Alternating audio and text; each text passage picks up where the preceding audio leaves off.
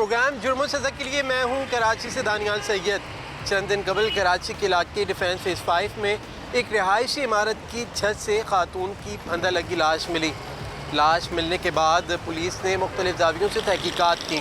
Police हुक्काम का कहना है कि जिस रोज़ खातून की लाश मिली उससे कबल खातून की लाश को लेकर उसके अहल खाना 2 मुख्तलिफ निजी अस्पताल गए और उसके बाद जिन अस्पताल में जब लाश लाई गई तो वहाँ से पुलिस को इतला फराहम की गई और पुलिस ने जिन अस्पताल जब पहुँचे तो बाकी की सूरत हाल से पुलिस आगाह हुई। पुलिस हुक्काम का कहना है कि मरने वाली 18 साल की नौबेहता खातून ज़ैनब जो है उसकी 1.5 माह कबल शादी हुई थी और वो अपने शौहर के साथ कराची में शौहर की ही खाला के घर पर आर्जी तौर पर उसने रिहाइश इख्तियार की हुई थी। मरने वाली खातून ज़ैनब के शौहर एक सरकारी महकमे में अफसर बताए जाते हैं। पुलिस हुक्काम का ये कहना है कि जब जिन अस्पताल लाश लाई गई तो बज़ाहिर ऐसे कोई शवाहिद नहीं मिले जिसमें ये बात सामने आए कि ज़ैनब ने ख़ुदकुशी की है, लेकिन अहले खाना के मौक़िफ़ था कि छत पे जब गए तो इसकी फंदा लगी हुई हालत में ये मौजूद थी। पुलिस हुक्काम को जब शक हुआ तो पोस्टमार्टम कराया गया और पोस्टमार्टम में भी ये बात सामने आई कि ज़ैनब को गला दबाकर कत्ल किया गया है। DNA के नमूने हासिल कर लिए गए हैं, कीमियाई तज़किया हासिल कर लिए गए हैं।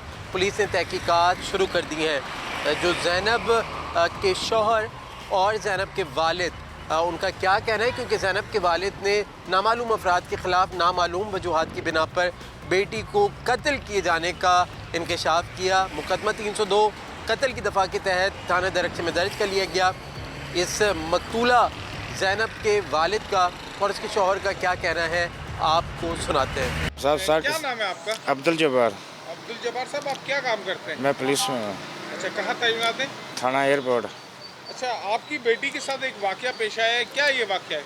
सर मैं ड्यूटी पे था, बाकी मेरी बेटी बिल्कुल खुशहाल थी। मेरे ना बातचीत भी हुई है उसकी फ़ोन के ऊपर, लेकिन अभी ऐसा कोई भी कुआ नहीं है मेरे को नहीं बताया भी कोई मसला है या कोई तकलीफ़ कोई भी है, कोई भी ऐसा नहीं मेरे को नहीं बताया। 7:30 बजे मेरे को फ़ोन आया भी आपकी बेटी की डेथ हो गई है। मैं वो तो ड्यूटी तो थाने गया, थाने वापस आया, सीधा अस्पताल आया गया तो बिल्कुल डेथ हुई थी। उन्हें नहीं पता है वो बाकी जरिए वो कार्रवाई चल रही है। ठीक है, तो कुछ बताया पुलिस ने कैसे डेथ हुई है? उन्होंने बोला गला घुटा हुआ है। ठीक है, गला दबाया हुआ। कब बेटी की शादी कब हुई थी और किससे हुई थी? तकरीबन समझो महीना सवा महीना पहले ही हुई थी। ठीक है, हाँ जी। और बेटी खुश थी? बिल्कुल खुशहाल से अपने घर, कोई अभी किसके परेशान। घर में मुकीम थी ये? अपनी वो जो मेरा जवाई है उसके खाला सखी उसके घर में तैनात थे क्लिफ्टन में। क्लिफ्टन में बाकी मैं घर भी नहीं देखा हुआ अभी तक। अच्छा, आपने घर भी नहीं देखा? मैं घर भी नहीं देखा हुआ। तो आपको किसने इतला दी? मेरे को उसकी बेटे ने दी थी, इसकी खाला के बेटे ने। खाला के बेटे? जी। ताल्लुक कहाँ से आप लोगों का? सर मेरा ताल्लुका नारोवाल था। और अभी भैया कहाँ लेके जाएंगे? अभी नारोवाल लेके जाएंगे, गाँव में ले किसी पे शक है, शुबा है आपको क्या आपकी बेटी के साथ क्या वाकया हुआ है? साहब जो जानते नहीं उन्होंने ताल्लुकात ही नहीं, वाकफी नहीं है तो उन्होंने क्या मैं शक करूँ। जवाई के नाल ऐसी जवाई ड्यूटी पे था, वो इधर आप मौजूद नहीं था। अच्छा, उसको भी तलाक मिली तो वो वापस आया बस। ठीक है, हाँ। सही है। कितने बच्चे हैं आपके? मेरे 8 बच्चे हैं। और ये बेटी सबसे बड़ी थी? नहीं ये मेरी 5वें नंबर पे बेटी थी। 6 बेटियाँ 2 बेटे ने। 6 बेटियां और 2 बेटे? जी, 5वीं बेटी की शादी की थी मैं। ठीक है, क्या करें? मैं 5वीं बेटी की शादी की थी। अच्छा, बाकी अभी उनकी शादी नहीं हुई? एक बेटी रहती है, 3 बेटे ने, 2 बेटे ने। अभी कोई मुतालबा करेंगे आप कि इंसाफ किया जाए बेटी का जो सब मामला बिल्कुल लाजमी इंसाफ तो होना चाहिए था ना। एक दे आते हैं खुदकशी नहीं है, गला कुटिया दा है, ਇਹਦਾ इंसाफ तो होना चाहिए था ना। अस तो खुद खिदमतदार है लेकिन साढ़े नाल ये पूरे होंगे ना, अभी क्या कह सकते हैं। क्या नाम है आपका? मोहम्मद जैन। जैन भाई, क्या वाकया हुआ आपकी अहलिया के साथ? मैं तो ड्यूटी पे था सर, मुझे तो इस चीज़ के बारे में कोई नहीं पता। वल्लाह आलम, या अल्लाह जानता या उसका रसूल जानता, मुझे किसी चीज़ का पता नहीं। अच्छा, किसके घर आई थी आपकी अहलिया? ये आंटी मेरी का घर था। सगी आंटी है? बिल्कुल सकी आंटी। तो आप खुद छोड़ के गए थे या मैं- इनकी बेटी आई थी? मैं खुद छोड़ के गया। क्यों छोड़ के गए थे? वैसे हम अभी शादी नहीं हुई थी तो वो कह रही थी मैंने साथ ही जाना, तो मैंने बोला चलो साथ ही चले। तो हम तकरीबन 28 तारीख को इधर, हाँ 28 को उधर से बैठे, 29 को इधर पहुँचा कराची। तो संडे जुमे वाले दिन मैं वीकेंड काट के गया, संडे को मैं वापस फिर जाम मशहूर गया। तो कल ये तकरीबन मुझे 8:15 बजे सरकारी नंबर से मुझे कॉल की है और मैंने ऊपर से नीचे आऊँ और दोबारा कॉल किया तो घर से ना ये मालूमात मिली है मुझे को ज़ैनब के साथ ये हो गया, तो आप जल्दी करो। मैं उधर वर्दी उतारी और वापस आ गया हूँ। बस आगे हॉस्पिटल में अब्बू खड़ा था, भाई खड़ा था इसका, और उधर मैं भी आ गया। बस ये मामला था और किस चीज़ का मुझे नहीं पता। शक व शुबा है किसने क्या हुआ आपकी बेटी के साथ? ये अल्लाह जानता है, अल्लाह और उसका रसूल जानता है। जब मुझे इस चीज़ के बारे में अभी तक कोई इल्म नहीं। ठीक है, कोई मुतालबा करेंगे पुलिस से? मेरा तो यही है, जो हक और सच का फैसला हो वही हो, जिसने किसी ने किया उसी के साथ हो, ये बेइंसाफ ना हो, किसी के ऊपर बेगुनाह ना लगे। जो हक और सच का ना वही हो, किसी के ऊपर बिला वजह इल्ज़ाम नहीं लगाओ। बस मेरा ये मुताबिक। अच्छा, पुलिस ने किसी को हिरासत में लिया है, कौन है वो आंटी का बेटा है। तो क्या बता रही है पुलिस आपको? मेरी तो कुछ बात नहीं हुई उसके साथ। वो जॉब करता था, जॉब से वापस आया और सोया हुआ था, उधर से उठा के उसको ले गया। अच्छा, आपकी शादी कब हुई थी? ये पिछले माह की 9 तारीख को। हाँ 9। मकतूला ज़ैनब के शौहर और उसके वालिद का आपने बयान सुना, जिसमें मकतूला के शौहर ने भी ये बताया और मकतूला के वालिद ने भी ये बताया कि वो हंसी खुशी ज़ैनब और ज़ैन की शादी को 1.5 माह गुजरे थे और दोनों हंसी खुशी रह रहे थे, लेकिन अचानक ये वाक़या क्या रूनमा हुआ। पुलिस तहकीकात कर रही है और पुलिस हुकाम के मौक़िफ़ है कि जो ज़ैनब है वो अपने शौहर ज़ैन की खाला के घर पर रिहाइश पजीर थी, तो खालाजाद जो भाई है अब्दुल हादी, उसको पुलिस ने हिरासत में लिया है। ज़ैन की खाला का और ज़ैन के खालाजाद भाई का दोनों के बयानात रिकॉर्ड किए गए। पुलिस को कुछ शकूक व शुबहात जो है वो सामने आए, जिसके बाद ज़ैन के जो खालाजाद भाई है अब्दुल हादी, उसको हिरासत में लिया है, लेकिन बाकायदा उसको गिरफ़्तार नहीं किया है। मुख्तलिफ़ ज़ावियों से तहकीकात का सिलसिला जारी है। पुलिस हुकाम का ये मौक़िफ़ है कि मुकदमे के इंदराज के बाद जो रिहायशी इमारत है उसमें मौजूद तमाम अफराद के बयानात कलम बंद किए जाएंगे। किस वक्त लाश मिली, कौन से अस्पताल लेके गए, वहाँ की भी तमाम तर एंट्री चेक की जाएंगी। जिन अस्पताल में ये लाश कब लाई गई और किस तरीके से लाई गई, इन तमाम तरह के महरिकात हैं जिस पर तहकीकात की जा रही है, लेकिन अब तक कोई ठोस शवाहिद पुलिस को नहीं मिला है जिसमें बात सामने आ सके कि ज़ैनब का कत्ल किसने किया है, ज़ैनब को किस तरीके से कत्ल किया गया है, क्या महरिकात थे, क्या पस पर्दा हक़ाइक़ है। लेकिन पुलिस की जानिब से तहकीकात का सिलसिला जारी है। आला हुकाम ने भी इस वाक़े का नोटिस लिया है और मकतूला ज़ैनब के जो वालिद हैं उनके बारे में बताया जाता है कि वो थाना एयरपोर्ट कराची में तैनात थे, कराची में ही सर्विस करते रहे, लेकिन शादी के बाद ज़ैनब अबाई पंजाब के एक शहर में गई और उसके बाद जब उसके शौहर का, क्योंकि वफाकी इदारे में मुलाजिम था, उसका ट्रांसफ़र कराची में हुआ एक कोर्स के सिलसिले में, तो ज़ैनब यहाँ कराची आई और कराची आने के बाद अपने शौहर की खाला के घर पे आर्जी तौर पे रिहाइश इख्तियार की हुई थी। मुख्तलिफ़ सियासी समाजी इदारों की जानिब से, हुकाम की जानिब से इस वाक़े का नोटिस भी लिया गया है। पुलिस का दूसरी जानिब कहना है कि मुख्तलिफ़ ज़ावियों से तहकीकात जारी है और जो भी इस वाक़े में मुलव्वस है उसको जल्द गिरफ़्तार कर लिया जाएगा। मैं हूं जेलम से डॉक्टर सोहेल इम्तियाज़ खान। आप देख रहे हैं प्रोग्राम जुर्म व सज़ा। गुज़िश्ता रोज़ महकमा जंगलात की बड़ी कार्रवाई, जेलम मोटरवे लीला के इंटरचेंज के करीब एक 22 व्हीलर ट्राला पकड़ा, जिसमें बेशबा कीमती लकड़ी जो करोड़ों रुपए की मालियत की थी, उन्होंने इस कंटेनर से बरामद की और इस कंटेनर जो लकड़ी की चोरी थी उसकी कोशिश को नाकाम बना दिया। और ये लकड़ी जो है वो पंजाब के एक ज़िले से दूसरे ज़िले में मुंतकिल की जा रही थी। डिस्ट्रिक्ट डिवीजनल फॉरेस्ट अफसर जो हैं वो सदीर मुगल, अभी हम उनके पास चलते हैं और उनसे जानते हैं कि ये कार्रवाई उन्होंने कैसे की और इनको किस तरह ये इतला हुई और कैसे इन्होंने ये चोरी की वारदात को नामुमकिन बनाया।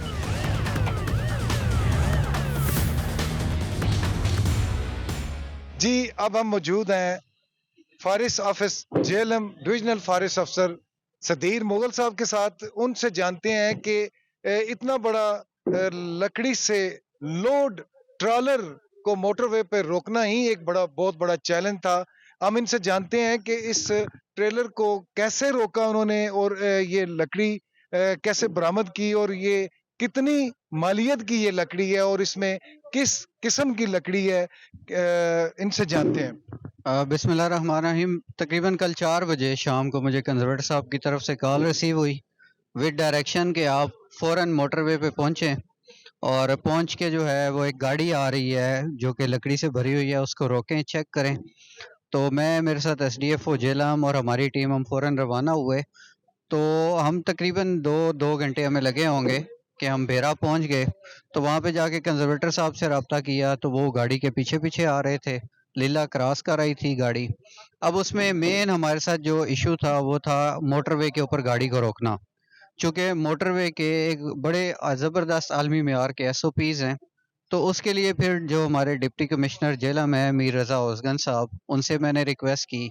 उन्होंने ये मामला टेकअप किया मोटरवे हुकाम के साथ। मीनवाइल मैंने भी मोटरवे हुकाम से रिक्वेस्ट की, तो मोटरवे हुकाम ने हमें एक व्हीकल प्रोवाइड की जिसमें उनके डिप्लॉयमेंट थी, उनके अपने ऑफिसर्स और ऑफिशियल्स मौजूद थे। मतलब एक स्क्वाड डिप्टी कमिश्नर जेलम ने भी आपको प्रोवाइड किया ताकि इस बड़े कंटेनर को रोकें। क्या इसको रास्ते में रोकने की कोशिश भी की गई? बिल्कुल, इसको कलर का हार के मकाम पे रोकने की कोशिश की गई थी, लेकिन उसमें 2 चीज़ें आड़े आईं। एक तो ये कि ये कंटेनर का आप साइज़ देख लें, बहुत बड़ा साइज़ है। दूसरा, मोटरवे के एसओपीज़ तो ये वहाँ पे नहीं रुका, और मोटरवे हुकाम से भी मेरी बात हुई तो वहाँ पे गाड़ी रोकने की परमिशन भी नहीं है। तो ये सारी हर्डल्स थी जिनके लिए फिर हमने हेल्प ली। हेल्प लेने के बाद इस कंटेनर को हम रोक के बेरा इंटरचेंज से हमने इसका एग्ज़िट करवाया, और फिर लीला के ज़रिए हम अपने इसे दफ़्तर में ले आके सीज़ कर दिया। अच्छा, मुझे ये बताएं, क्योंकि इस वक्त तो ड्यूल कैरेज वे जो लीला जेलम टू लीला है वो इस वक्त मतलब तामीर के उस मरहल में है और वो रोड भी ठीक नहीं है, तो आप किस रास्ते से इसको जेलम तक यहाँ पे लेकर आए? इसको हमने भेरा से लीला मोटरवे, और लीला से जो लीला जेलम ड्यूल कैरिज वे है जो अंडर कंस्ट्रक्शन है, उसी रास्ते से लेके आए। उसकी एक बहुत बड़ी रीज़न थी, क्योंकि जितना बड़ा इसके अंदर मटेरियल था उतना बड़ा ही माफिया इसके अंदर इन्वॉल्व होगा। तो हम इसको अपने रूट के ऊपर रखना चाहते थे, जहाँ पे मैंने आप आने से पहले, लीला में पहुँचने से पहले, लीला से लेके जेलम तक अपने तमाम स्टाफ की डिप्लॉयमेंट कर दी थी। अच्छा, मुझे ये बताएं सदीर साहब, इतना मालियत का ये हमारे अंदाजे के मुताबिक जिस तरह आप बता रहे हैं, ये तो तकरीबन मिलियंस में आता है, 4 से 8 मिलियन के करीब इसमें लकड़ी जो है। तो अभी तक आप को कोई ऊपर हाई लेवल से कोई प्रेशर या कोई अप्रोच इसको छोड़ने की या कोई इस तरह की बात अभी तक चली? जी, बिल्कुल चली है। मैं आपको बताता चलूँ कि जो मेरा हायर ऑफिसेज़ हैं, जिसमें मेरे कंज़र्वेटर साहब, जिसमें मेरे चीफ़ कंज़र्वेटर साहब, सेक्रेटरी साहब और मिनिस्टर साहिबा, इनकी तरफ से पूरी सपोर्ट दी गई है कि हम आपके साथ खड़े हैं। आप इसके ऊपर जो लीगल एक्शन है आपने वो करना है। अच्छा, मुझे ये बताएं कि इस 22 व्हीलर कंटेनर में कितनी मालियत की लकड़ी होगी और कौन-कौन सी किस्म की लकड़ी है? अच्छा डॉक्टर साहब, जो परमिट हमें कल दिखाया गया, उसमें सिर्फ़ पड़तल का ज़िक्र था कि इस कंटेनर के अंदर पड़तल की लकड़ी है, लेकिन स्क्रूटनिंग करने के ऊपर हमें पाइन्स की जो दूसरी स्पीशीज़ हैं जैसे कैल है, उसकी भी लकड़ी मिली है। अभी ये काम जारी है, आपके सामने लेबर हमने लगाई हुई है कि इसकी कंटेनर से लकड़ी बाहर निकालें, इसको मेजर करें, और मेजर करने के बाद जो अकॉर्डिंगली लीगल एक्शन है वो लें। लेकिन एक रफ़ कैलकुलेशन जो कि आप पूछ रहे हैं, तो 5 मिलियन, 6-7 मिलियन, तकरीबन इतने मिलियंस की ये लकड़ी है। अच्छा, हमारे अंदाजे के मुताबिक, हमारे ज़राए के मुताबिक ये भी कहा जाता है पाइन वुड जो है वो बड़ा कीमती है।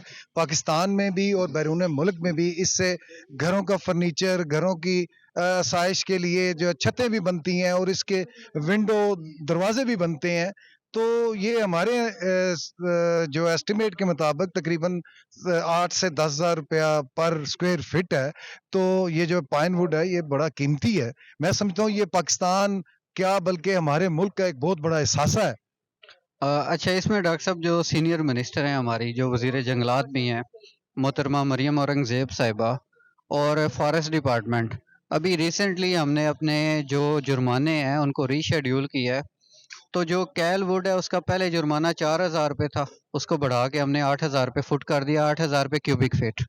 इसके अलावा पहले ये होता था कि जो लकड़ी का आपने जुर्माना किया वो लकड़ी जिसने जुर्माना दिया उसकी ओनरशिप में आ जाती है। अब नए रूल्स के मुताबिक जो कि इम्प्लीमेंट हो गए हैं पंजाब के अंदर, और जिसमें गवर्नमेंट ऑफ पंजाब का विज़न शामिल है कि जो हमने लकड़ी का जुर्माना करना है उसके बाद लकड़ी भी हमने ज़ब्त करनी है, जिसकी ऑक्शन बाकायदा डिपो पे होगी। इनसे आखिर में एक सवाल जानते हैं कि अगर इसका कोई इस कंटेनर का और इस लकड़ी कीमती लकड़ी का कोई मालिक ना बने तो फिर आप क्या करेंगे और इन ड्राइवर्स और ये कंटेनर का आप क्या करेंगे?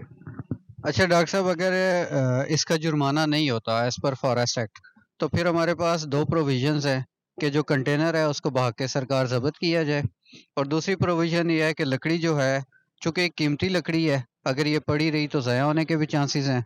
तो अगर विदिन टाइम लिमिट हमारे पास जुर्माने के लिए कोई नहीं आता, तो कंटेनर को हम भाग के सरकार ज़ब्त करेंगे और लकड़ी को हम स्याला डिपो में भेजेंगे ऑक्शन के लिए।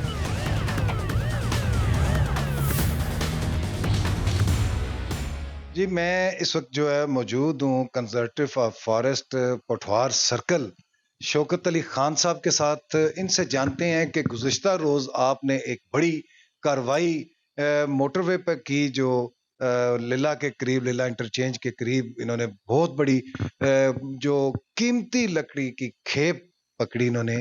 इनसे जानते हैं कि आपको ये कैसे इत्तला आई, और क्योंकि आप पिंडी में बैठे हैं और ये झेलम की हदूद थी, आपको कैसे आपके मुखबर ने इत्तला दी और कैसे इतनी बड़ी खेप और ये कीमती लकड़ी पकड़ी, और इसका अब क्या होने जा रहा है? जी, मैं अपने ऑफिस में मौजूद था। मुझे तकरीबन 2:10 पर मुखबर ने बताया कि एक बहुत बड़ा कंटेनर है 22 व्हीलर, उसके अंदर ये लकड़ी स्मगल की जा रही है टेक्सला से लाहौर की तरफ। तो मैंने इमीडिएटली रिस्पॉन्ड किया, divisional forest officer JLM Iftikhar साहब को कहा कि आप अपनी टीम को भी अलर्ट करें। मैंने अपनी सर्कल की भी टीम को अलर्ट किया। तो जैसे आपके इल्म में है कि मोटरवे पुलिस की अपनी एसओपीज़ हैं, मोटरवेज़ के अपने लॉज़ हैं, हम किसी गाड़ी को वहाँ पे प्रायर परमिशन के चेक नहीं कर सकते। हमने इस गाड़ी को बहुत रोकने की कोशिश की है साल्ट रेंज में, लेकिन चूँकि इतना ह्यूज कंटेनर था, ये इंटेंशनली नहीं रुका। फिर मैंने divisional forest officer Saeed Mughal साहब से रब्ता किया कि लिला इंटरचेंज के ऊपर इसको आपने रोकना है। तो उन्होंने रिक्वेस्ट की डिप्टी कमिश्नर जेलम से, उनकी बड़ी मेहरबानी है, उन्होंने इंटरवीन किया। मोटरवे पुलिस को रिक्वेस्ट की कि इतनी लाखों रुपए की, करोड़ों रुपए की मालियत की लकड़ी जा रही है, तो आप इस गाड़ी को फॉरेस्ट डिपार्टमेंट के हवाले करें। मोटरवे पुलिस ने हमारे साथ बहुत ताउन किया। उन्होंने एक अपना स्क्वाड भी दिया और अल्हम्दुलिल्लाह रात तकरीबन 8:15 बजे हमने इस गाड़ी को भेरा इंटरचेंज से बाहर निकाला। जब हमने पहली इन्वेस्टिगेशन की तो इसका ट्रांजिट परमिट डीवीएफओ साउथ रावलपिंडी उन्होंने जारी किया था टेक्सास से लाहौर की तरफ। उसके अंदर जो एंट्री थी वो 160 स्कैंड्स नग लगी हुई थी, लेकिन जब इसको खोला गया तो आपने ये देखा कि इसके अंदर तकरीबन 500 से ऊपर स्कैंड्स हैं, जिनकी मालियत मिलियंस में बनती है, और इनके अंदर 3 किस्म के स्पीशीज शामिल हैं। तो अभी इस गाड़ी को सीज कर दिया गया है। जेएलएम में डीएफओ साहब के दफ्तर में इसको लॉक कर दिया गया है। इन्वेस्टिगेशन जारी है और फॉरेस्ट एक्ट 1927 के तहत इसके खिलाफ स्ट्रिक्ट एक्शन लिया जाएगा, और ये फॉरेस्ट डिपार्टमेंट की एक बहुत बड़ी कामयाबी है। क्या इससे कबल भी इस मिकदार में या इस क्वांटिटी में ऐसी कीमती लकड़ी जो है वो चोरी की जा रही है? ये हुआ है आपकी जॉब में इस तरह आपने देखा हो कि इतनी बड़ी तादाद में इतनी कीमती लकड़ जो है वो मतलब पंजाब के एक ज़िले से दूसरे ज़िले में स्मगल की जा रही थी?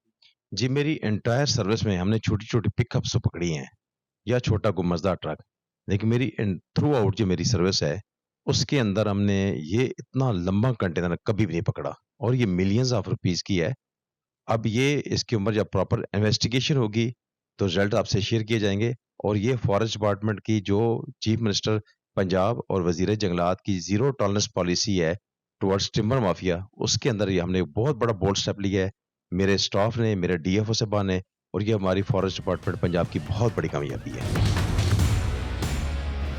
जी बिल्कुल, प्रोग्राम जुर्म और सज़ा के साथ मैं हूं मेज़बान ज़िला लसबेला से इब्राहिम कंबो।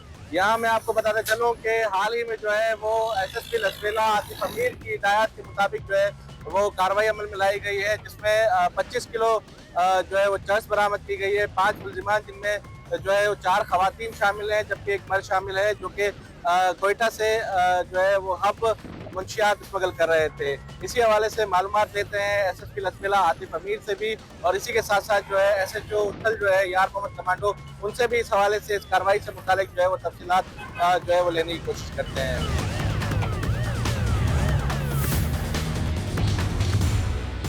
जी बिल्कुल, इस वक्त मैं मौजूद हूँ एक मुलजिम के साथ, और मुलजिम से इस हवाले से पूछते हैं कि उसका नाम क्या है और वो कहाँ से जो है वो अपने गिरोह के साथ यहाँ पर आया था उत्थल में, और ज़ीरो पॉइंट के मुकाम पर उनसे किस तरीके से रिकवरी हुई है, जो कि ये 25 किलो से ज़ायद जो है वो चर्स बरामद हुई है। उनसे पूछते हैं कि ये किस तरीके से आ रहा था? गए तो इन लोगों के पास हम लोग के पास वो कोई लोगों ने बताया था कोई हम लोग के पास मंशियात है। मुझे गाइड किया था लेकिन मुझे इतना अंदाजा नहीं था कितना है। कितना बताया था तुमको? कितनी मंशियात है उन तुम्हारे लोगों पास? ने बताया था कि हम लोगों के पास तकरीबन 8 से 10 किलो होंगे, 2-2 पैकेट हो उठाए हम लोग। अच्छा, फिर क्या किया? तीनों औरतों ने। फिर हम आ गए। औरतों के साथ थे? जी, जी, कितनी जी, औरतें जी। साथ थीं? 4 औरतें थी, एक मेरी किस में घरवाली। जा रहे थे? कहाँ से आ रहे थे? क्वेटा से। क्वेटा से? क्वेटा से आ रहे थे। कहाँ जा रहे थे लेके? और ये क्या बोलते हैं अबचौकी। अपचौकी लेके जा रहे जी, थे? जी सर, जी। अच्छा, तो कितना औरतों ने कितना बाँधा हुआ था? बाँधा हुआ था, क्या किया हुआ था? जी, 2 औरतों ने बाँधे हुए थे अच्छा, और एक का तकरीबन उसमें क्या बोलते हैं बैग में था, पड़ा हुआ था और तो कहाँ बाँधे हुए थे? किस तरीके से बाँधे थे? किसने बाँधे थे? पीठ थोड़ा इस पीठ बारे में बताओ। पीठ भी बाँधे हुए थे, एक शबाना था और इसका वो बूढ़ी औरत थी। किसने? वो वैगन पे हम सवारी कर रहे थे, सफ़र कर रहे थे। किसके साथ? वो वो था ना वो पैसेंजर था ना, हम लोग किराया देते थे ना, अच्छा, 1-1 हज़ार रुपए वहाँ से क्वेटा से होसदार तक वो 1,000 जो रुपए। खवातीन थी, वो आपकी रिश्तेदार नहीं है? अब मेरा घरवाली का वो रिश्तेदार है, अच्छा, आपकी घरवाली के घरवाली के रिश्तेदार थे। रिश्तेदार हैं। और बाकी जो खवातीन थीं, 2 और जो वो खवातीन? वो दोनों एक बहन है, अच्छा, दोनों बहन है, एक इसको वालिदा है। यानी आपके उनसे ताल्लुकात थे? जी, जी, ताल्लुकात हैं, मेरे घरवाली का मतलब भाई सही। का वो होते हैं, अच्छा, सालियाँ हैं, बेटियाँ हैं। तो आपको बताया गया था कि ये बाँध के जो है वो लेके जा रहे हैं? वो बोला था कि भई ये मैंने 2-2 नहीं उठाए, बाँध कर हम लेकर जा रहे हैं। हुँ, मैंने बोला सर ठीक है, मैं भी आ जाऊँगा। ये आगे मैं अपनी बच्ची को दिखाने के लिए हुँ। चेकअप करवाने के लिए जा रहा था। नहीं, तुम जब कह रहे हो ना, तुमको पता है कि बंधा हुआ था, कितना होगा उनके पास? उन लोग बोल रहे थे 2-2 दाना हमने बाँधे 2-2 हुए हैं। दाना बंधा। जब निकाला गया मेरे सामने तो फिर 20 पैकेट या 21 पैकेट इसी तरह थी। तो फिर 21 पैकेट में तुम्हें पता नहीं कितना आता 10 है? केजी इसमें पता नहीं है कि 1 केजी में है, ज़्यादा में है, कितने में ये चीज़ का इल्म।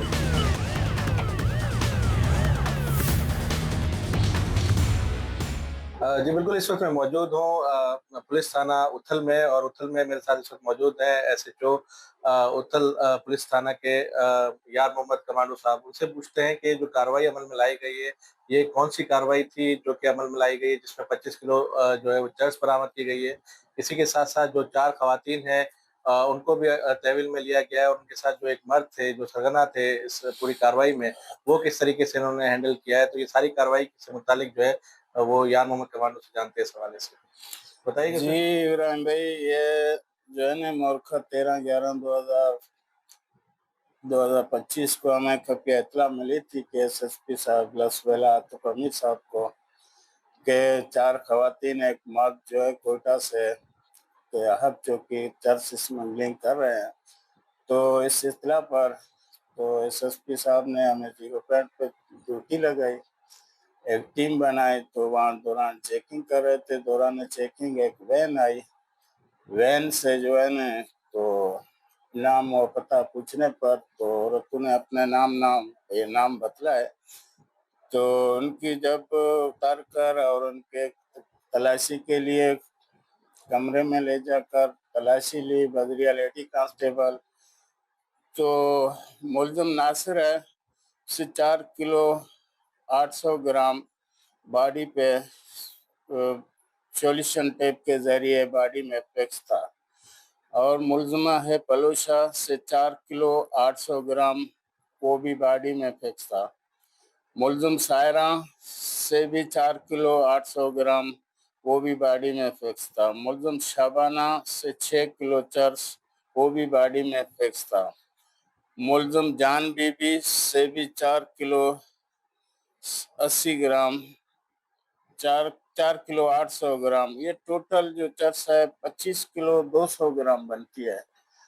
तो टोटल 21 पैकेट थे, फी पैकेट जो है ना 1200 ग्राम का है। अच्छा सर, इसमें ये बताइएगा कि किस तरीके से वहाँ से यहाँ पर लेके आया, जिस तरह आपने बताया कि क्वेटा से जो है वो ये लेकर आ रहे थे और इस मुसाफिर में थे, तो कौन हैंडलर्स हैं इनके, इस बारे में कुछ मालूमात हो सकती है? ये जो है ना वो उधर है सरफराज कोयटा में सरियाब रोड पे रहता है। तो वहाँ से जो है ना इन्होंने सरफराज से चर्च ली, वो उनसे पहले भी इस तरह के काम करवा चुका है। तो उन्होंने वहाँ से जो है खुद मिनी पकड़ी जो खोजदार तक आती है, फिर खोजदार से ये दूसरी मिनी में बैठकर आ रहे थे। तो हमारे पास कोई ऐसा वो निज़ाम नहीं था, सिर्फ नंबर्स और लोकेशन थे उस पे, तो कोई गाड़ी नंबर तो नहीं था, कोई वो चीज़ नहीं थी। तो ये हमारे हमारे जवानों ने काफ़ी मेहनत की, जो मतलब काफ़ी गाड़ियों को रोका और चेकिंग भी की, तो उसमें मतलब ये हमें कामयाबी मिली। जी, एसएचओ हमारे साथ उथल यार मोहम्मद कमांडो मौजूद थे, तो उनका कहना था कि तमाम तरह हैंडल्स जो है वो कराची से और जो कोयटा स्मगलिंग के हवाले से जो यहाँ पे उन्होंने बताया, तो यहाँ पे जितनी भी कार्रवाइयाँ हो रही हैं और जो भी कार्रवाई अमल में लाई जा रही है, वो एसएसपी लचपेला आतिफ अमीर की हिदायत के मुताबिक जो है वो कार्रवाई अमल में लाई जा रही है।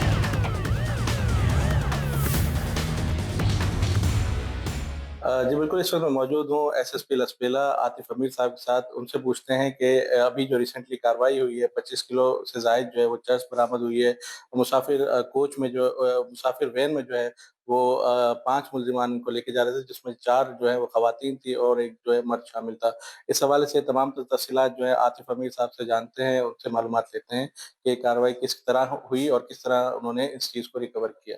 थैंक यू वेरी मच जी। सबसे पहले तो मैं ये बताना चाहूँगा कि लसबेला पुलिस की जो ड्रग की रिकवरीज़ हैं, वो 8 महीने में 800 केजी जो है वो हम क्रॉस कर चुके हैं और अल्हम्दुलिल्लाह बलूचिस्तान में इस वक़्त लसबेला पुलिस की जो रिकवरी है that is highest in number. Specifically मैं इस केस की बात करूँ तो 13 नवंबर को जी हमें एक इन्फॉर्मेशन मिली कि एक बहुत ही मुनज़्ज़म गिरोह है मंशियात स्मगलर्स का, जो कि आज एक भारी मिक़दार में जो है वो मंशियात स्मगल करने लगे हैं। इस ऑपरेशन में जो सबसे बड़ा चैलेंज था वो ये था कि ना हमें बस का नंबर पता था, ना हमें इनके बारे में कोई डिटेल्स पता थी। हमें सिर्फ ये पता था कि 4 ख़वातीन, 1 मर्द, ये 5 लोग कोयटा से मंशियात लेकर आ रहे हैं और हमारे पास इनकी लोकेशन जो थी वो चल रही थी। लोकेशन में भी प्रॉब्लम्स थे क्योंकि काफ़ी जगह पे जो है वो सिग्नल्स डाउन हो जाते थे। तो हमने 0 पॉइंट पे जी नाका एस्टेब्लिश किया और हमने वहाँ पे रैंडम जो है वो स्नैप चेकिंग स्टार्ट कर दी। जब हमने इनकी लोकेशन ट्रेस की कि ये उथल के करीब पहुँच चुके हैं, तो फिर हमने हर गाड़ी को सेपरेटली जो है वो ट्रेस करना स्टार्ट कर दिया।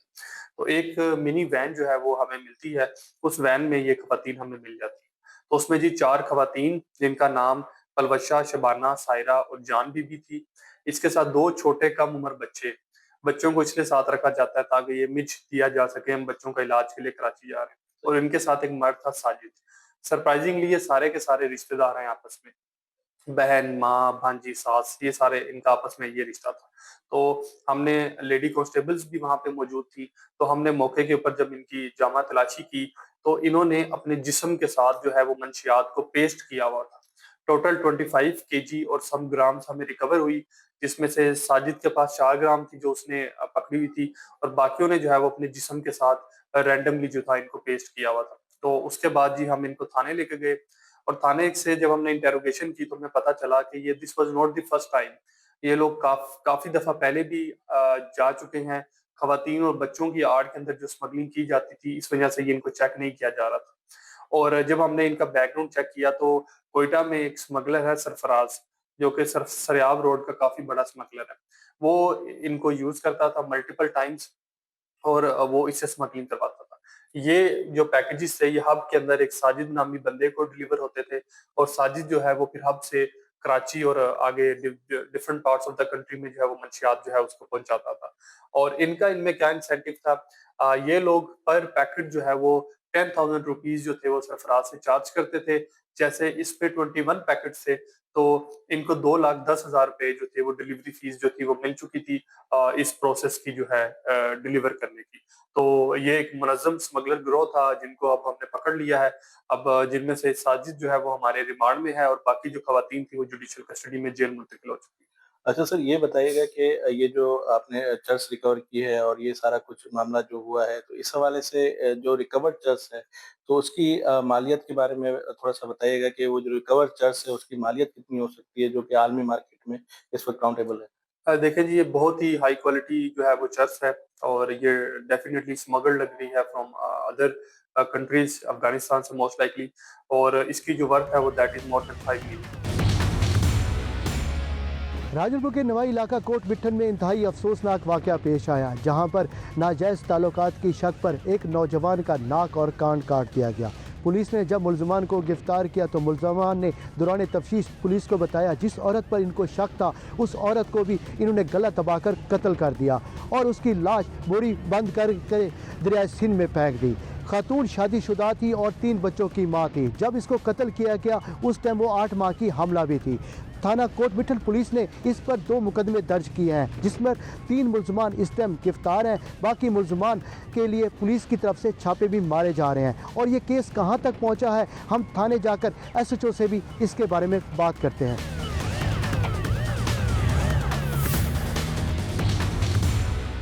नाजायज़ ताल्लुकात की शक पर जो खातून लाल मई को कत्ल किया गया वो खातून शादीशुदा थी और 3 बच्चों की मां भी थी और जब इसको कत्ल किया गया तो वो 8 माह की हमला भी थी। तो मुलजमान गिरफ्तार हो चुके हैं। मेरे साथ इस टाइम लाल मई जो कत्ल होने वाली खातून है उसका भाई भी मेरे साथ मौजूद है। मैं इससे बात करता हूँ। ये बताएं ये वाक़या कैसे पेश आया, कत्ल करने वाला उसका खामद और कौन कौन थे? उसका खामद और 3 और थे और जरा उन्होंने कत्ल कर दिया उसको, ठीक है, नाजायज़ कत्ल किया था। हमारी गुजारिश ये है कि वज़ीर आला मरीम नवाज साहब हमको इंसाफ मिला जाए। अच्छा ये बताएंगे कत्ल कैसे किया और कितना अरसा हो गया था शादी को? वो शादीशुदा थी, नाजायज़ ऐसे भी कत्ल कर दिया उन्होंने। तकरीबन हो गया है 15-20 साल हो गए। 3 बच्चे उसके थे, ठीक है, चौथा हमला था 8 महीने का। अच्छा जो कत्ल करने वाला खामद है और कौन कौन है, वो रिश्तेदार कौन कौन थे? खामद और खामद का भाई और 2 सौत्र थे, ज़ुबैर, इजाज़, ठीक है, हक नवाज, मुरीद, सब सलाहकार थे। अच्छा जो जब इसको कत्ल किया गया तो आपका घर दूर था या नज़दीक है? ये कौन घर के साथ घर है, नज़दीक है। अच्छा फिर इसको कत्ल करने के बाद लाश को कहाँ जाकर इन्होंने डाला? लाश ये गुम कर गए थे। हम गोलने गए थे, वो हमको बुला रहे थे इधर आएंगे तो हम मार देंगे। अच्छा जी। तो ये पहले भी आपकी बहन का कोई झगड़ा वगैरह तो नहीं होता था इनके साथ? कोई ऐसा कोई झगड़ा नहीं होता, कोई मसला नहीं होता था। और अब ये बताएं कि पुलिस ने कितने बंदे गिरफ्तार किए और अभी 3 बंदे गिरफ्तार किए हैं, 3 बंदे अंबूरियां पे होते हुए हैं। तो आप पुलिस की तफ्तीश में मुतमिन है या नहीं है? तो किस तरह आपको मेरा इंसाफ मिल रहा है या नहीं मिल रहा? इंसाफ मिल भी रहा है और भी मिलेगा हमको इंसाफ इंशाल्लाह। जी मेरे साथ इस टाइम केस का जो मुद्दई है जो लाल मई का वालिद भी है और इस केस की सारी पैरवी भी कर रहे हैं, मैं इनसे बात करता हूँ। ये बताएं कि आपको जो जब ये पता लगा आपकी बेटी को कत्ल कर दिया गया है तो फिर आप वहाँ पे पहुँचे तो क्या वहाँ पर था? असां उथे मौके ते पहुंचूं कुछ शइ कान्हे, मक़सद बेटी सारी पता नहीं केॾे छुपा ॾिठी ने अल्लाह बहितर ॼाणंदे किथे ई असां भज रहे कन्ना वाला सारे काश। नहीं पुलिस ने हमें बताया कि उन्होंने जब इसको कत्ल किया गला दबाकर उसकी लाश को ना बोरी बंद उसमें डाल कर ना उन्होंने दरिया सिंध में फेंक दिया, जिसकी CCTV फुटेज भी पुलिस के पास मौजूद है जो हमें भी उन्होंने दी है। तो वो आपने वीडियो देखी है? वो नहीं असी कोई वीडियो नहीं देखी थी। बिल्कुल बड़ा साढ़े नाल जुल्म किए ने उसके 3 बेटे सारे। अच्छा जो इसका खावत आपकी बेटी का ये आपका क्या रिश्तेदार है? आपका रिश्तेदार है? ये क्या है? रिश्तेदार है जी। हक नवाज असाब सौदर सिंधुसी मसादी सब कौन वाला हूँ गुदा जरा मेरी बेटी का इवें समझो घर वाले वो हमारे उन्होंने नाल सलाहकार जी होंदी है, सारी टोली टीम जी होंदी है, सारी उन्हें साढ़े नाल बड़ी ज़बर बहुत ज़्यादा की थी। ये बताएं कि किस तरीके से उन्होंने कत्ल किया, आपको ये पता है या इल्म है ये किस तरह उन्होंने किया था? कोई शय सागो से कोई शय नहीं मिली, मकसद यो कोई समझ। अच्छा ये बताएं कभी आपकी बेटी का पहले कोई खावत के साथ झगड़ा वगैरह हुआ है? कभी कोई शय का नाम जी अब पूरी ज़िंदगी थी गई ऐसा करें बिल्कुल आज जानी नहीं थी कोई गाली कहना कोई शय कहना से आज जानी। अच्छा ये पुलिस ने जो घर ही होने का तो सारा ही को घर है चौदीवारी अध्याय कहनी मकसद है असी गन्ने काश करें पैसे थे वाला सा कोई इतला मिली जो मैं निके पाल शाल हैं में वेले नहीं लभदे तो चीज़ों थी गोल गोल थक गए हैं कितने नहीं लती। अच्छा ये बताएं जब ये कत्ल तो हुई है तो उस वक्त आप फसल वगैरह काश के लिए उधर गए हुए थे? जी नाल घर के नाल काश कर रहे थे जी। अच्छा ये बताएं कि अब इसके जो खातून के जो बच्चे हैं वो किसके पास हैं? वो अपने वालिद के पास है या आपके पास? हमारे पास है।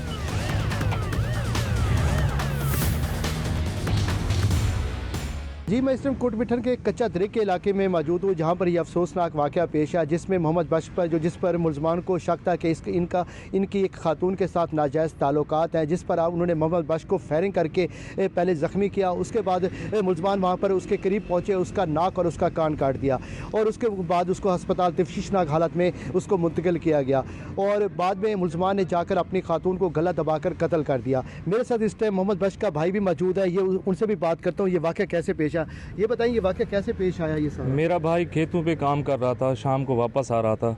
आगे मुलजमान घात लगाए हुए बैठे हुए थे, छुपे हुए थे। भाई जैसे आया उसके साथ झगड़ा करने लग गए। पहले उन लोगों ने फायर मारे, उसकी टांग में 2 फायर लगे हैं, टांग टूट गई है।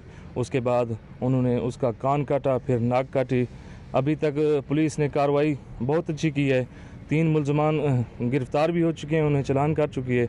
बाकी हमारा DPO साहब, SHO कोटमिठन साहब, बाकी भी जितनी आला अफसरान हैं उनसे हमारी अपील है कि बाकी मुलजमान को भी गिरफ़्तार किया जाए और इन्हें कैफ़े किरदार तक पहुंचाया जाए। जी, शादीशुदा है, इसके बच्चे हैं, 5 बच्चे हैं, 42 साल इसकी उम्र है। 42 साल इसकी उम्र है। तो ये बताएं कि आपका ये खातून और जो मुलजमान है, इनसे क्या रिश्ता है आपका? हमारा इनसे रिश्ता तो कोई नहीं है, हम सागिर ही है। बाकी इन लोगों ने बड़ी ज़्यादती की, नाजायज़ ज़्यादती की है, लेकिन इसकी तहकीकात की जाए और इन्हें कैफ़े किरदार तक पहुँचाया जाए। मोहम्मद बख्श के भाई का कहना है कि मुलजमान गिरफ्तार हो चुके हैं और पुलिस ने मेरे पर तफ्तीश कर रही है। मेरे साथ इस टाइम मोहम्मद बख्श के और भाई भी मौजूद हैं, इनसे बात करता हूँ। ये बताएं कि जब ये वाक़या पेश आया तो उस वक्त आप करीब थे या दूर थे? ये से मैं सर अपने घर में था, मेरे और कज़न वगैरह भी उधर करीब वो भी काम कर रहे थे रकबे पे। हमें इतला मिली, हम फ़ौरन पहुँचे। जो मेरे कज़न वगैरह वहीं पहुँचे, उन्होंने मुझे बताया, मेरे भाई ने भी मुझे बताया इन्होंने नाजायज़ ज़्यादती की है। उनको पहले फायर मारे हैं, उनका नाक काटा है, कान काटा है। मेरा भाई इस टाइम शेख ज़ैद हस्पताल रहीम यार खान में मौत की कशमकश में है, वो ज़िंदगी और मौत के दरमियान है। हमारी अपील है CM पंजाब मरियम नवाज़ साहिबा से, IG पंजाब से अपील है, DPO राजनपुर से, RPO DG खान से हमारी अपील है, हमें इंसाफ दिया जाए। हमारे साथ नाजायज़ जुल्म हुआ है, ज़्यादती हुए, हमें इंसाफ दिया जाए। हमारे बकाया मुलज़म भी, उनको भी गिरफ़्तार करके उनका भी चलान मुकम्मल किया जाए, उनको करारवा की सज़ा दी जाए। तो ये बताएं कि जो मुलजमान पार्टी है वो कोई सियासी दबाव की वजह से आपको कोई प्रेशराइज तो नहीं कर रही? कुछ वो अपनी तरफ से पूरी कोशिश कर रहे हैं, बाकी पुलिस की तरफ से हमारे साथ भी तावन कर रही है। मुद्दईयों का कहना है कि हमारे साथ जो जुल्म हुआ है और जो मुलजमान है इस पर इस टाइम गिरफ्तार भी हो चुके हैं और कुछ चलान भी हो चुके हैं और कुछ मुलजमान अभी ज़मानत पर हैं। तो हमारी आला हुकाम से दरख्वास्त है कि हमारे इस केस में तमाम मुलजमान को गिरफ्तार किया जाए और हमें इंसाफ दिया जाए।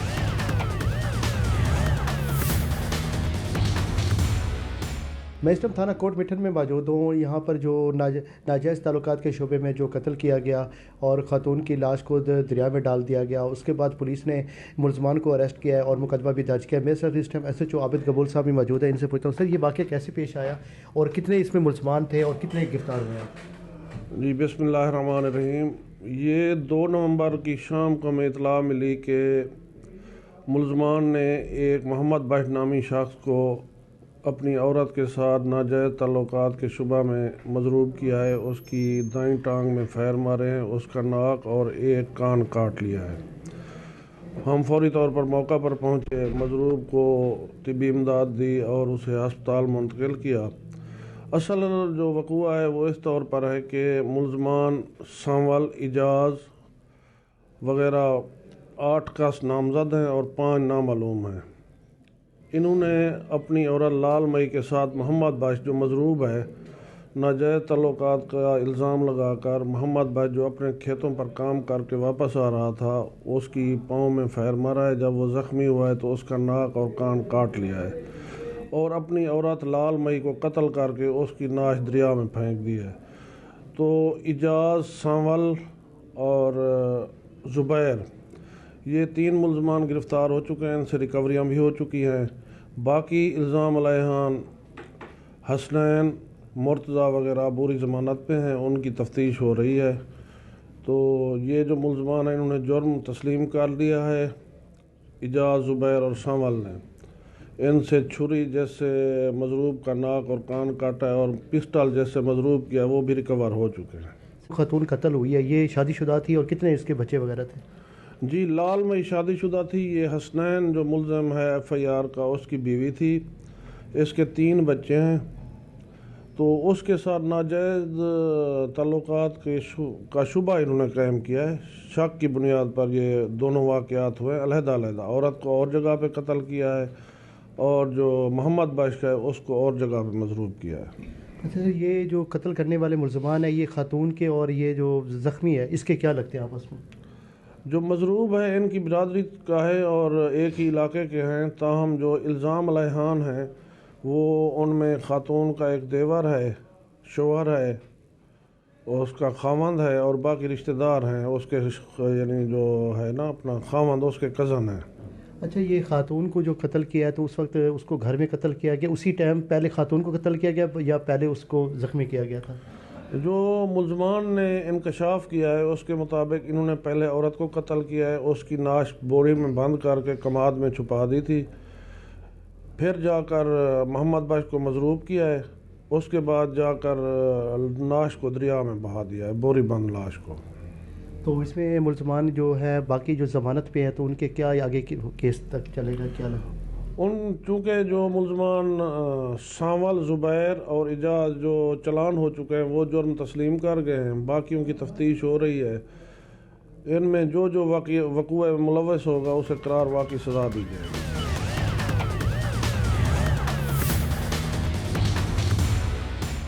राजापुर के इलाका कोटमिठन में नाजायज़ ताल्लुकात की शक पर एक औरत को कत्ल किया गया और एक शख्स को शदीद ज़ख्मी किया गया। इस केस के हवाले से इस टाइम हम district police officer Farooq Amjad साहब के पास मौजूद हैं। इनसे पूछते हैं, सर ये केस कैसे पेश आया और पुलिस ने इसमें कैसे कार्रवाई की और मुल्ज़मान को गिरफ़्तार किया? सर बिस्मिल्लाहिर्रहमानिर्रहीम।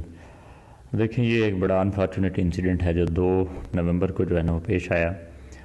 सुबह के टाइम तकरीबन जो है ना वो 7-8 बजे के करीब मुल्ज़मान, जिसमें सावल, ज़ुबैर और एजाज़ वगैरह शामिल थे, ये इन्होंने कहा कि जी हमें शक है कि हमारी जो ख़ातून है, जो हमारी भाभी भी लगती है, लाल माई बलोड़ा, उसके किसी दूसरे शख्स के साथ जिसका मोहम्मद बख्श बलोड़ा नाम है उसके साथ नाजायज़ ताल्लुकात हैं।